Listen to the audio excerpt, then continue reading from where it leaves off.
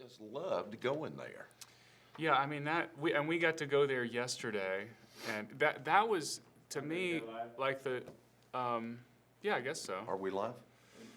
That was so helpful because we had 3 days of stuff where everything is what theology and then philosophy and then methodology and all this. Yeah. And then You he go says see it. you have to go see it. And he says you guys better have your eyes locked on what I'm doing from the moment the team gets there and I run rehearsal and all that. And Oh, neat. So So you we got saw to observe that. everything behind the curtain, It's You probably, know, the same thing I tell when I'm teaching, I tell all of my students, it's not enough. You cannot sit and just study expositional preaching. It has to be experienced.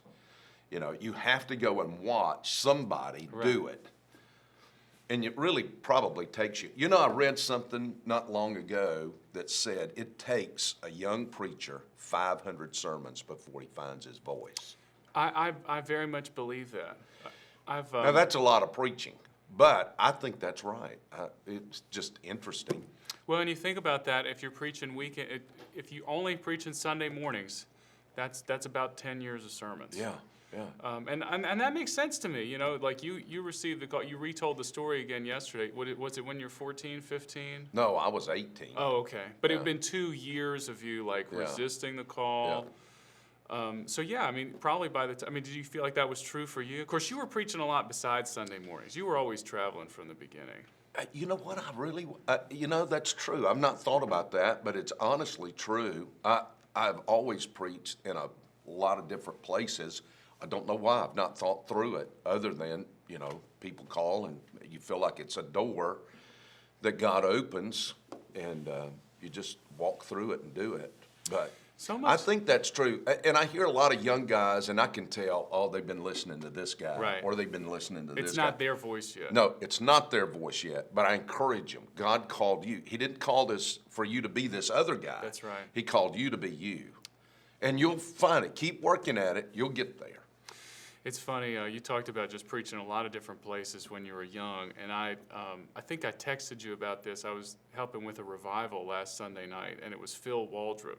He told me to tell you hi, but he cracked me up because he said he received the call to preach, and then the next day somebody was like, "Ooh, there's a new young preacher. Well, we need to bring him for our revival." Yeah. And he's like, "Well, I guess I'll do it. I don't feel worthy." And then the next day, his pastor called him and said, "Now, son, if you've received the call to preach, we need you to preach this coming Sunday night." And he said, "Well, I'm sorry, Pastor, I'm already in a revival." Phil has got more stories than Carter's got Little Liberty. Well, all you old preachers have got those stories. It's like the ones. Hey, us old preachers. You old preachers, carefully, straight. Well, that's for sure. I'm old and I'm a preacher. If only the people could hear the stories you tell me before we go live. Let me tell you, there's some. That's when the real magic happens. It's a shame you can't see it. But you're right about the experience thing. I mean, I think it's Malcolm Gladwell that had that book. He talked about how everybody needs 10,000 hours before they're like a master at what they do. Have you heard that? That's interesting. No. Yeah, his thesis is like the 10th. I forget what the book is called. Maybe Joanna can look that up. But you need 10,000 hours to understand. Say again? Author again. Malcolm Gladwell. Gladwell. You need 10,000 hours, and so I really felt that even coming here, because this was a really different church for me. This is in many ways very different from any church I'd ever been a member of. But and it took me. I tell the choir this. Like it probably took me 150 Sundays before I was like, okay. 3 years. Now I understand what's going on. And of course, half the choir is just like only 150. No, that's about. It's just the 10,000 hour rule? Okay. Yeah. I thought that was interesting. What were you going to say? Well, a couple of different things, but one of the things I thought about is if you read about 50 books on any given subject, you really have got a master's degree in it. Yeah, because you start to synthesize the information. Mm-hmm. You're able to compare. I'm trying to read. I don't know why I got off on this, other than it interests me. I'm reading all these books on English history right now. I started one this morning early at breakfast on the Anglo-Saxons. No And doubt. it's early, it starts off really in Roman Britain. And it's kind of interesting. It's really fascinating how the empire almost left those poor guys up there by themselves. When they, of course, Caesar went over and took Britain, and they placed the contingency there and built Hadrian's Wall, all of that. But slowly, they began to withdraw back. And they just left those guys up there. Well, it's an interesting history because what we know of Britain is only like, well, very prim and proper and very advanced and that sort of thing. But they were like Viking kind of Almost barbarian always. for Yes, so they long. were. So, yeah, a lot of it. Constantly at war. You had the Saxons, and you had the Normans, and you had the Irish came, and the Scots, and the Picts, and, you know, all of these people. And as well as those from, you know, up in Scandinavia. They were all just mad that they never got to see the sun. No, I've come to the conclusion, I know why the British are mad. Oh, really? Go over there and eat that food they that they eat. They cannot, number one, they can't cook. And number two, there's nothing there to cook much. So, you know, whenever you're fixing lamb stomach for, you know, haggis. Yeah. Well, they have to make that all nice and soft because their teeth are so bad, right? Well, I guess so. But that's why they're mad. Too bad. It's just no. So yeah, sorry Nathan if you're watching. He's our partner in London. We're just ragging on England just a little bit too much. We are 2-0 in war against England, though. We are. You know, a lot of people forget about the War of 1812, but That's that was exactly right. another massive victory there. Another for us. historian. Hey, you're not the only one who reads Anglo-Saxon history. How about that? Who would have ever thought? Well, you grew up right there at Baltimore, at the harbor. Oh, so boy. all of that just... Yeah, with Francis Scott Key, you know, the rocket's red glare.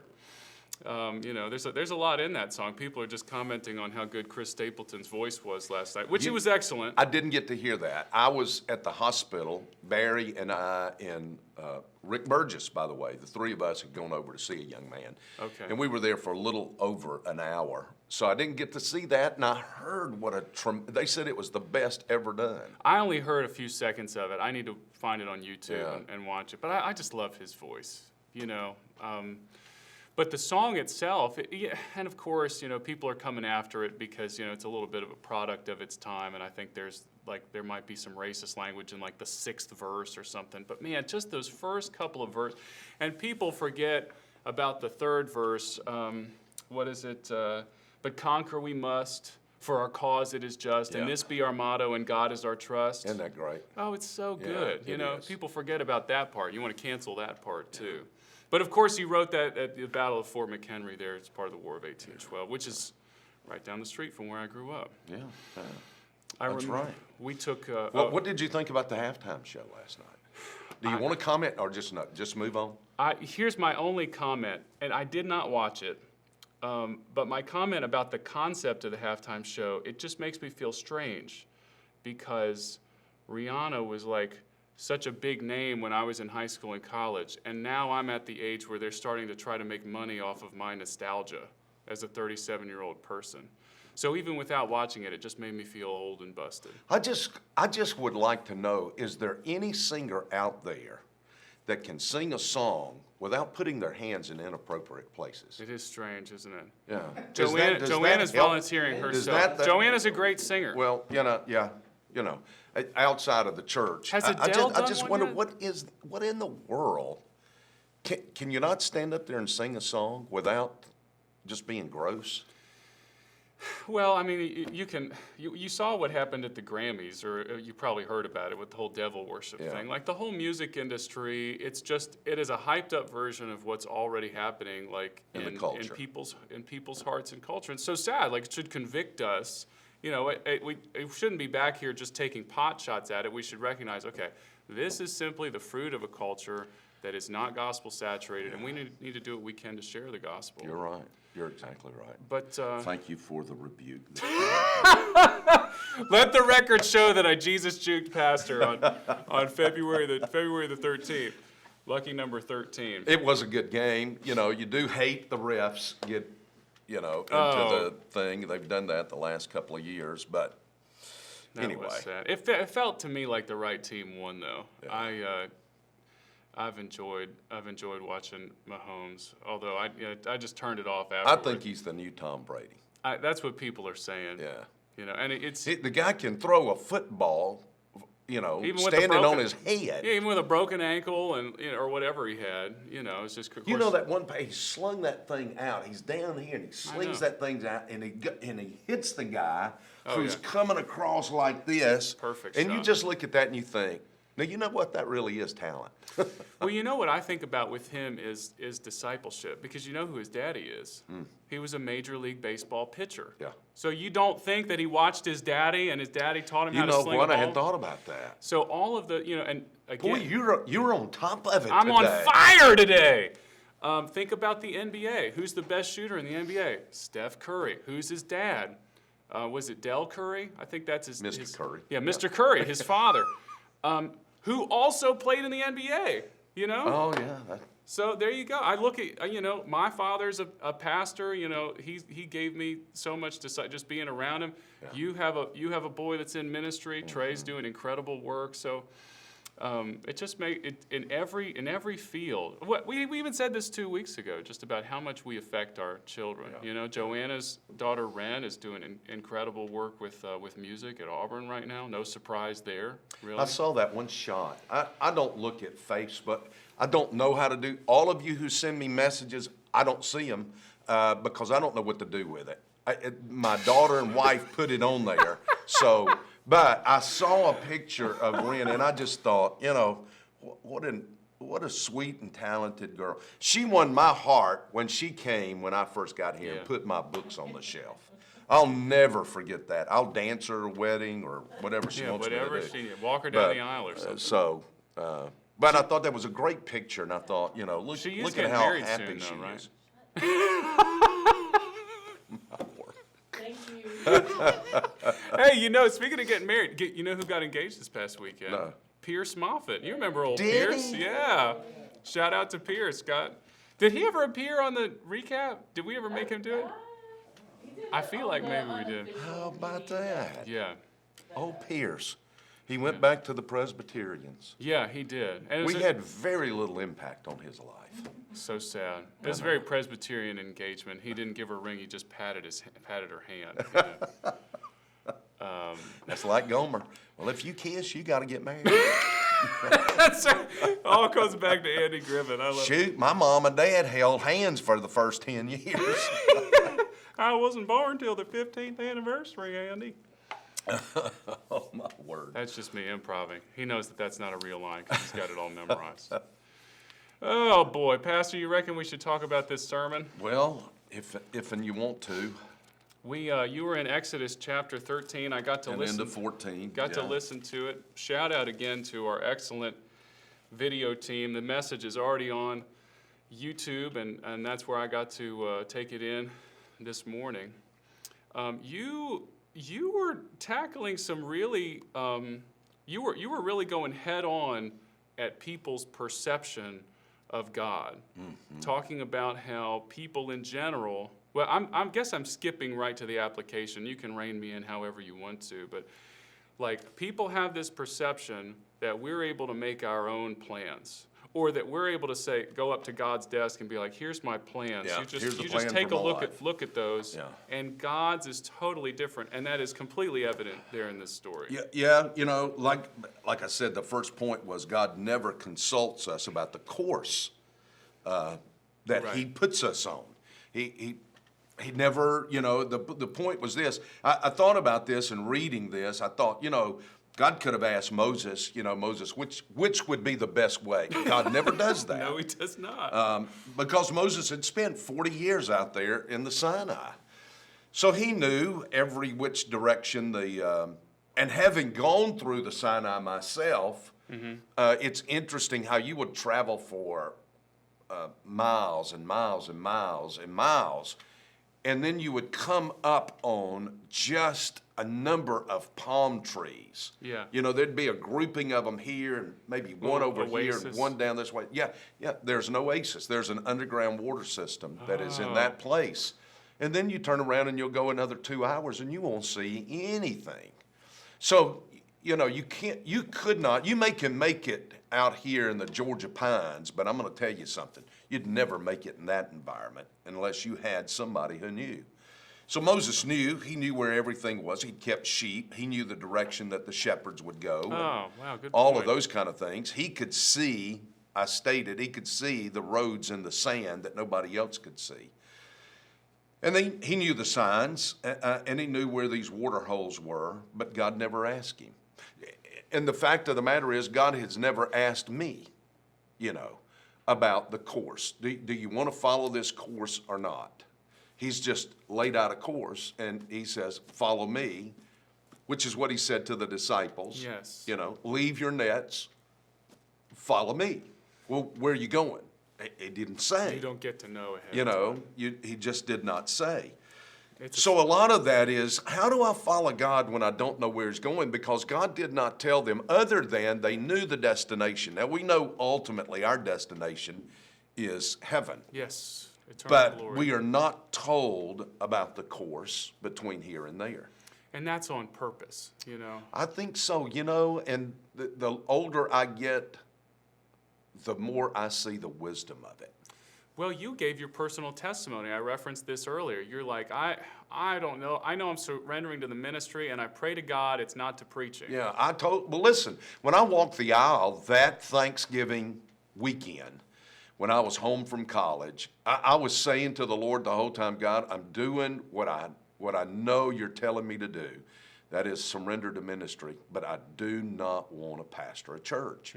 I'd seen so many pastors fired. I'd seen so many Yeah. pastors get involved in, I'd seen so much indiscretion in the ministry. I'd seen so many, and I said, I Yeah. don't want to live my life that way. Yeah. I don't want that. And he said to you, well, that's the That's whole good. point. Just keep going. Just step on out and keep going. We'll work on that along the way.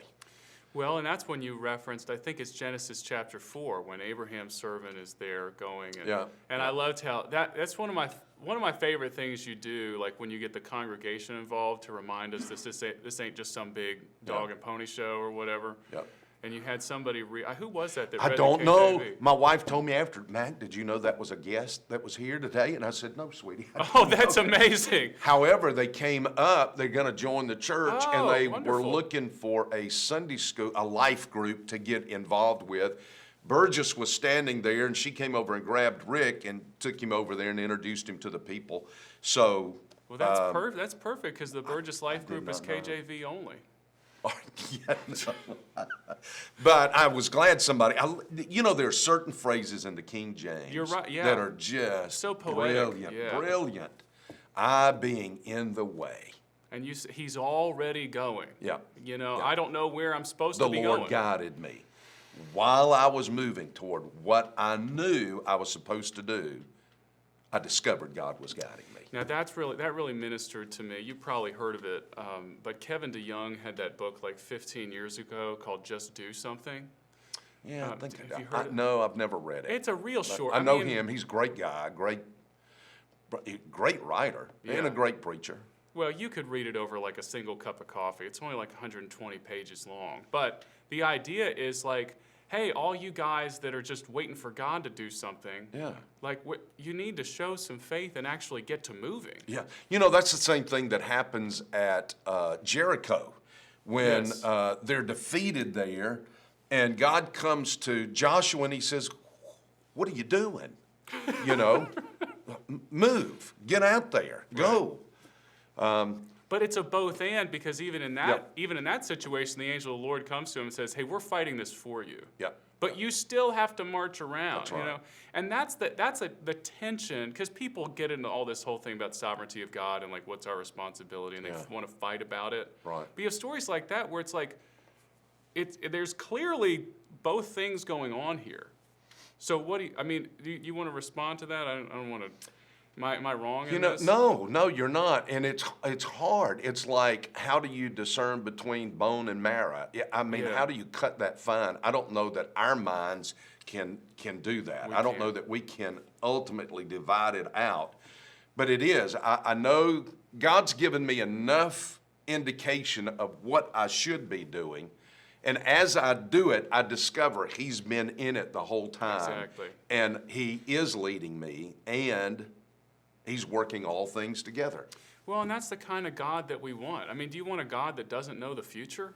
Like, what hope is there in that? There is no. Open theism is such a ludicrous concept. That's especially if anybody reads the Bible. Oh yeah, it's well, and you did it. It was worshipful to me to listen to you talk about over and over in the Bible. God shows up. Hey, I knew what you were doing the whole time, and by the way, it's all for my glory. Yes, that is the point. Yeah, that's the thing with Pharaoh. I don't know that this side of heaven. That has been something I have pondered since I was 12 years of age. I wanted to talk about this. I'm glad you're talking about this. God hardened his heart. So God difficult. How many times does it say? So Doesn't many God times. have to do it only once?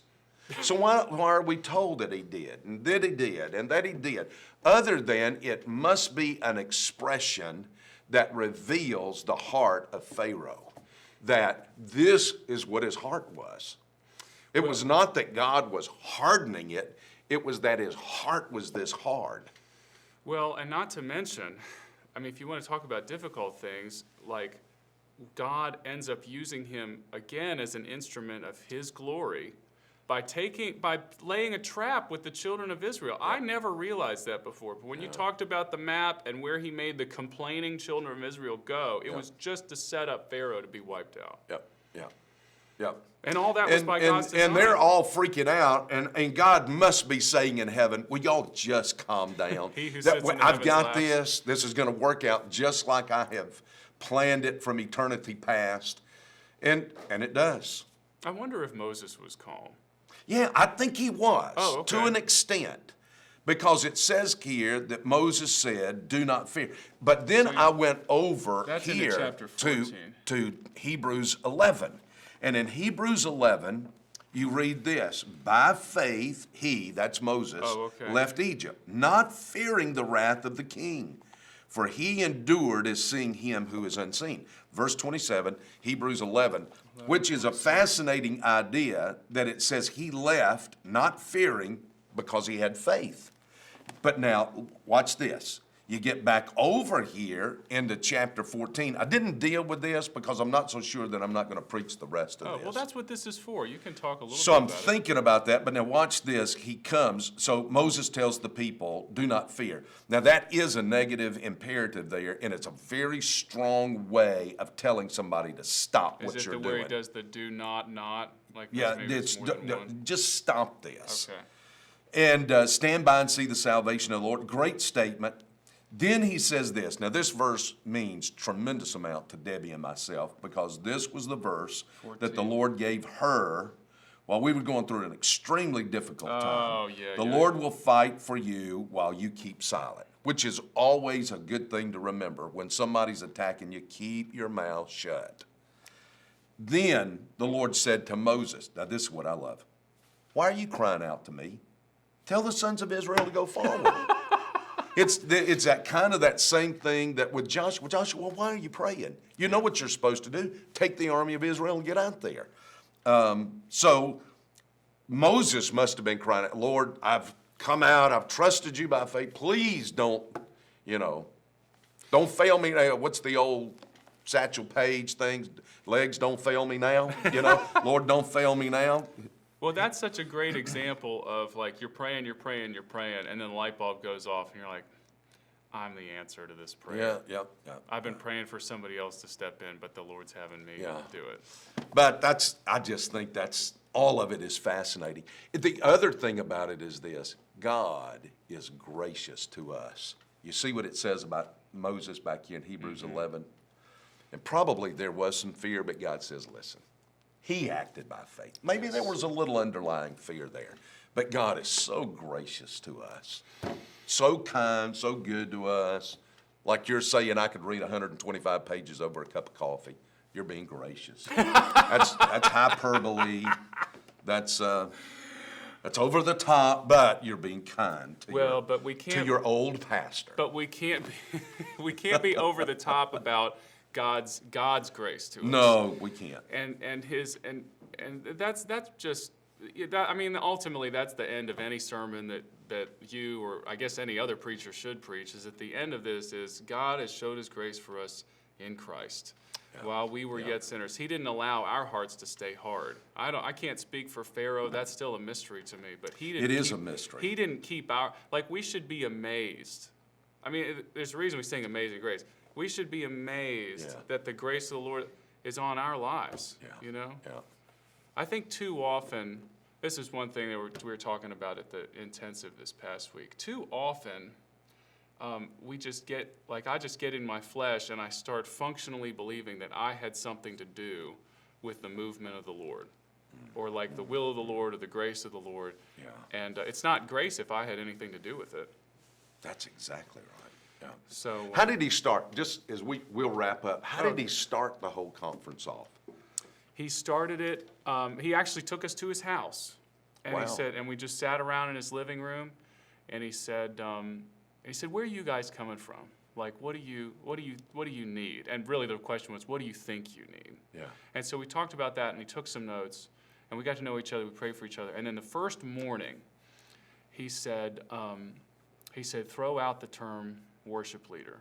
Throw out every ounce of you thinking that you're a professional."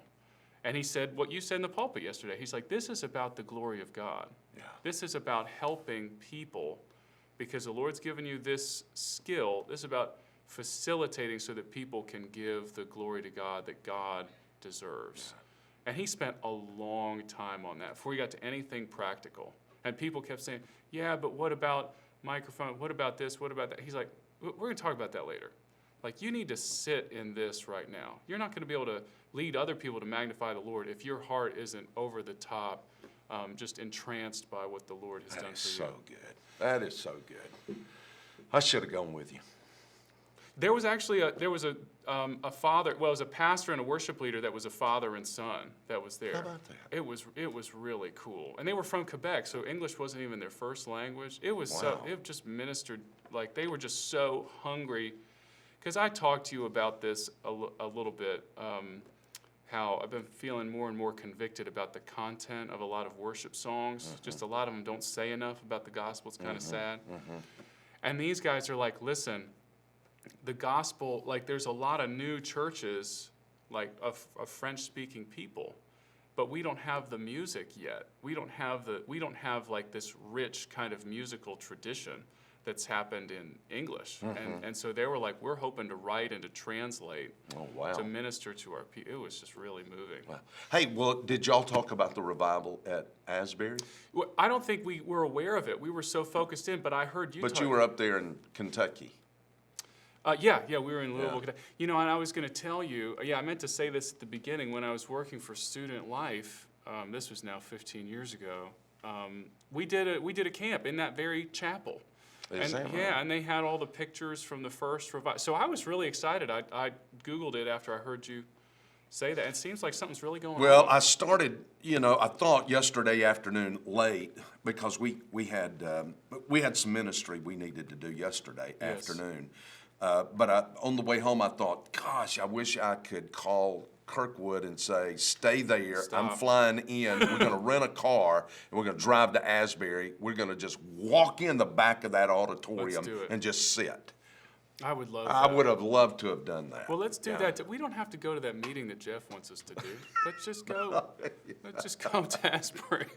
Let's just run out to the airport. Hey, let's get five. Listen. Can you imagine what it would be to walk up to a counter at the airport and buy a ticket? It'd probably be, what, $10 gazillion? Oh, I don't know. We could bribe them with Krispy Kremes. Yeah. Like, hey, that would do it for me. We'll slip you to this. Will you just put us on a flight? But the one thing I wanted to say is, I think this was the Spirit speaking to me. We prayed so much for revival last year, and over we said, Lord, if it's not going to be right here, just give it somewhere. Yeah. And that's what I thought of. Like it felt beautiful to me that like somehow our prayers, if that is a genuine revival, are contributing to that. You know what? That's what I was trying to make, the point I was trying to make at the end. Pray now. Pray right now for certain things. You may die before God answers it. Yes, that's true. But God doesn't have to have you here praying for it, at the moment that he does it. Listen, how many prayers has God held in his hand and fulfilled them down the road, unbeknownst to the person that ever prayed it? We don't have to be here. We don't have to know about it. But if we pray it, God is sovereign enough that he collects and holds our prayers and dispenses the answer in his time. It's up to him. Yeah, it's his glory. It's about his glory, not about ours. Pastor, this has been such a fulfilling discussion for me today. Thanks for Well, being here. it has been good. We've been serious. We put in some hard work. Let's skip that next Yeah, meeting. let's I do think that. let's go ahead to the Pelham Diner and just Yes. Good.